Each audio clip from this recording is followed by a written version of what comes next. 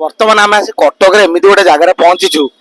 ଏଠି କଟକରେ ଏମିତି ଗୋଟେ ଜାଗାରେ ପହଞ୍ଚିଲୁ, ଏ ହାଇକୋର୍ଟ ପରିସର ପାଖାପାଖି ଭାଇ ଗୋଟେ ଜିନିଷ ବିକୁଛନ୍ତି, ବିଭିନ୍ନ ଅତର ପତର ଜିନିଷ ବିକୁଛନ୍ତି। କିନ୍ତୁ ତାଙ୍କ ପାଖରେ ଗୋଟେ ଜିନିଷ ଦେଖିଲେ ବଡ ଆଶ୍ଚର୍ଯ୍ୟ ଲାଗୁଛି, ହଉଛି ବଣ ରସୁଣ। ଆଉ ବଣ ରସୁଣର ଜିନିଷରେ ଗୋଟେ ତିଆରି, ସେଟା ଯୋଉ ମୁଣ୍ଡେ ଲଗେଇଲେ ଅଧଘଣ୍ଟା ପର୍ଯ୍ୟନ୍ତ ବିନ୍ଧିବ। ଏଠି ଜଣେ ଭାଇ ପ୍ରତ୍ୟକ୍ଷଦର୍ଶୀ ଅଛନ୍ତି, ପଚାରିବା ଭାଇ କଣ କହିବେ, କେମିତି ଲାଗିଲା? ପୁରା କରେଣ୍ଟ ଭଳିଆ ଲାଗିଲା, ବହୁତ ଭଲ ଲାଗିଲା। ମାନେ କଣ ଲାଗୁଛି, ଓଡିଶାରେ ଯେତେ ଲୋକ ବି ଦେଖୁଛନ୍ତି, କଟକବାସୀ ବହୁତ ଲୋକ ଟେନସନରେ, ନା ମୁଣ୍ଡ ଫୁଣ୍ଡ ବିନ୍ଧୁଛି, ସେ ଉପାୟ ପାଉନାହାନ୍ତି, ମେଡିସିନ ଲଗେଇଲେ ଭଲ ହଉନି। କଣ ଲାଗୁଛି ଏଇଟା ଲଗେଇଲେ ଭଲ ହବ? ଭଲ ହବ ନିଶ୍ଚୟ, ବହୁତ ଭଲ ଜିନିଷ ରଖିଛନ୍ତି। ଆଉ ଭାଇଙ୍କ ପାଖକୁ ଟିକେ ପ୍ରତିକ୍ରିୟା ନେଇଯିବା।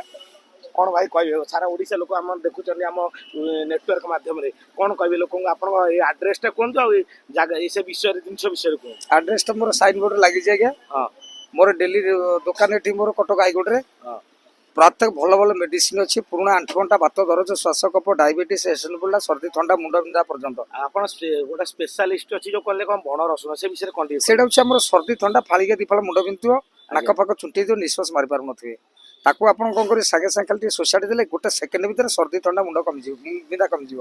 ପୁରା ଏଇଟା 100%? 100% ସମସ୍ତେ ଜାଣିଛନ୍ତି, ଏଇଟା ଘରେ ଘରେ ଜିନିଷ ଅଛି ଆଜ୍ଞା। ତଥାପି ସେଟା ତାର କେତେ କଣ କିଛି ନାହିଁ, ମାତ୍ର ଏଇଟା 50 ଟଙ୍କା, 5 ବର୍ଷ ପର୍ଯ୍ୟନ୍ତ ଆପଣଙ୍କ ପାଖରେ ରହିପାରିବ।